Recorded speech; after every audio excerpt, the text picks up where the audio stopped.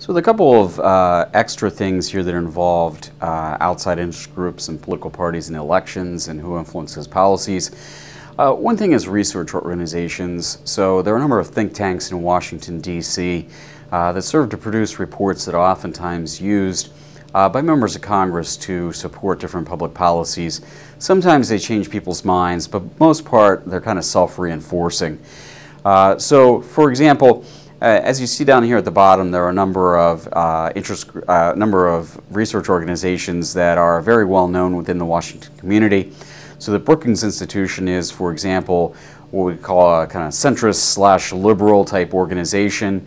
The Economic Policy Institute is a liberal organization. Heritage Foundation produces conservative reports, and the Cato Institute is libertarian/conservative. So essentially, whenever you see something cited from these institutions, you have a pretty good idea of where they're coming from ideologically. But nonetheless, they do help people and do influence people that are of the same political persuasion. So when you're taking a look at members of Congress, they are persuaded, if they are conservative Republicans, by information from the Heritage Foundation, as you would be if you happen to be kind of a more progressive Democrat if the Economic Policy Institute came along. So, these are research organizations also influence public policy and provide some details about what public policy should be passed by Congress.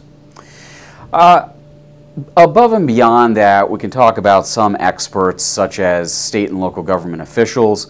Again, we've discussed the idea that state and local government officials are oftentimes involved in implementing federal policies.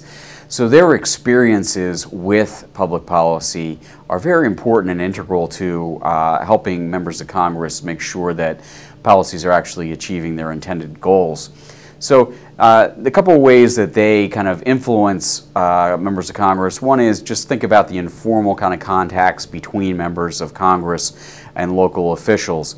Any ribbon cutting ceremony that might be going on, you'll have a mayor, you'll have a state legislator, you'll have a member of Congress or a senator, and these kind of informal get-togethers or party get-togethers, political party get-togethers, provide the opportunity for these state and local officials to be able to discuss informally different issues that are important to them.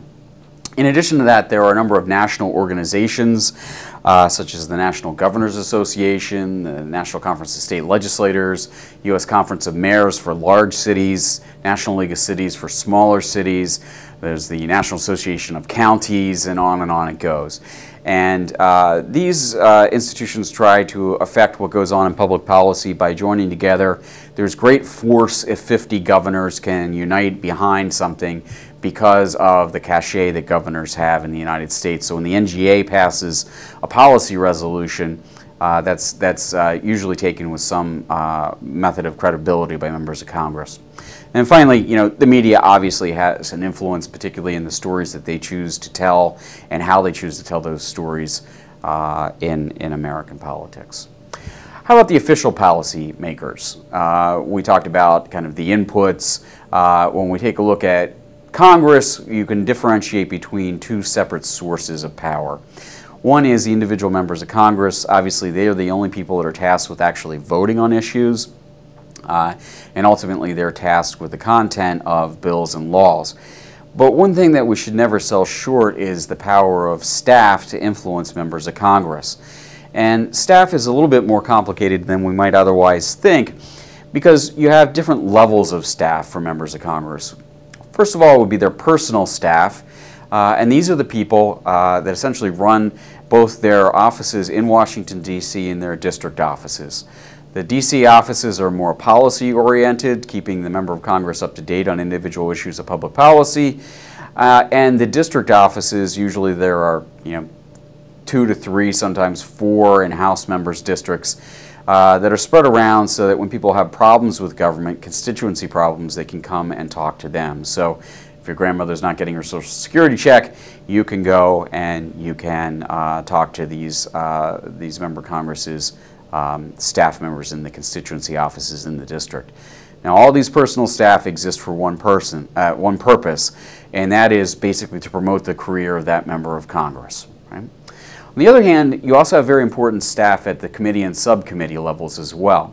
So when we think about that, Committee staffers are often people that have been in an issue area for quite a long time. They may have at one point been in the private sector and now come back. They specialize in that issue. Oftentimes they're lawyers and know the technical details of drafting legislation. And oftentimes the committee members and subcommittee staff are charged with trying to aggregate the interests of everybody involved in that policy issue and trying to negotiate between these different parties and reach a solution on behalf of their members of Congress. The way that Congress works is that there's a majority committee staff and a minority committee staff. So the Republicans, when they control Congress, have the majority staffers, and the Democrats have the minority, and they work on behalf of the interests of those two political parties.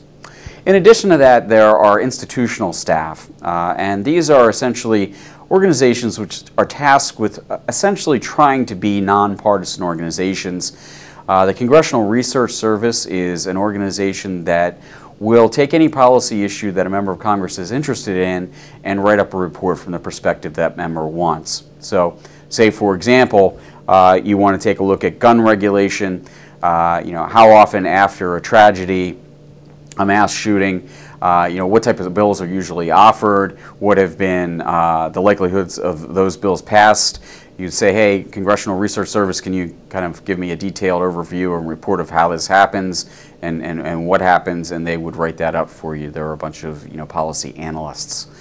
The Government Accountability Office is charged and tasked with basically auditing everything that the federal government does to make sure that money is not wasted, and they produce reports as to whether or not money goes to the intended sources and what might make the government more efficient. And then finally, the Congressional Budget Office is tasked with taking a look at new bills and deciding how much those bills will cost and what effects they have on the deficit, and also taking a look at the overall budgets that are prepared by Congress and the President to see how they will affect the long-term budget outlook, right? So staff are very important to members of Congress and really get into the details of public policy.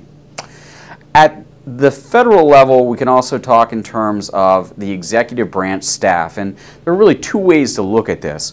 On the one hand, you have the staff that's very loyal to the president, and they are in the executive office of the president, right? So on the left-hand column here, you see that there are a number of different things: White House office, Council of Economic Advisors, National Security Council, and on down the line.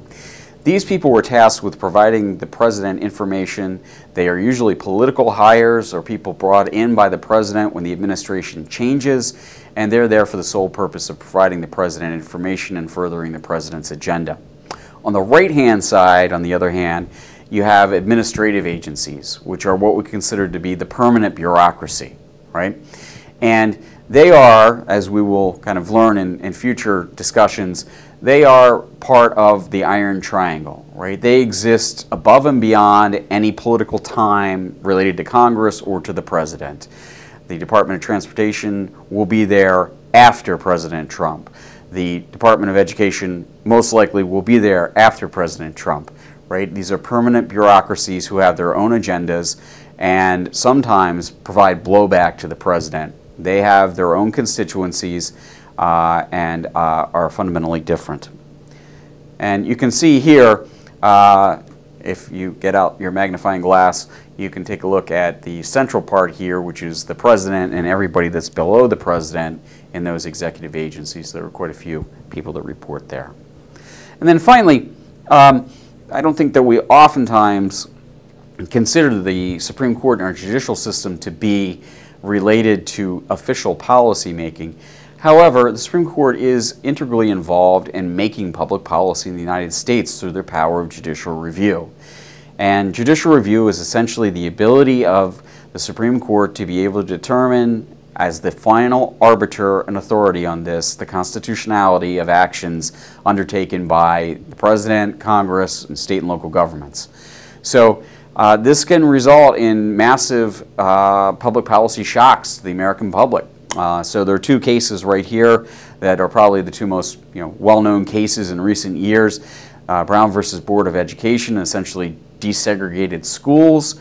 That was a policy issue that under the 14th Amendment the Supreme Court said that The Equal Protection Clause guaranteed that people go to the same schools together, and segregation was unconstitutional. That had a profound effect on American society, and that's certainly as a policy issue.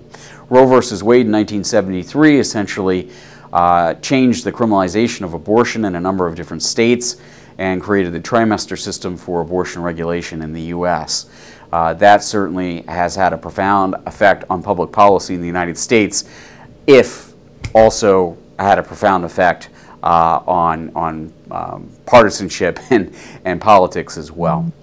So the Supreme Court kind of rounds out the final area in which we would see people involved in making decision-making at the national level.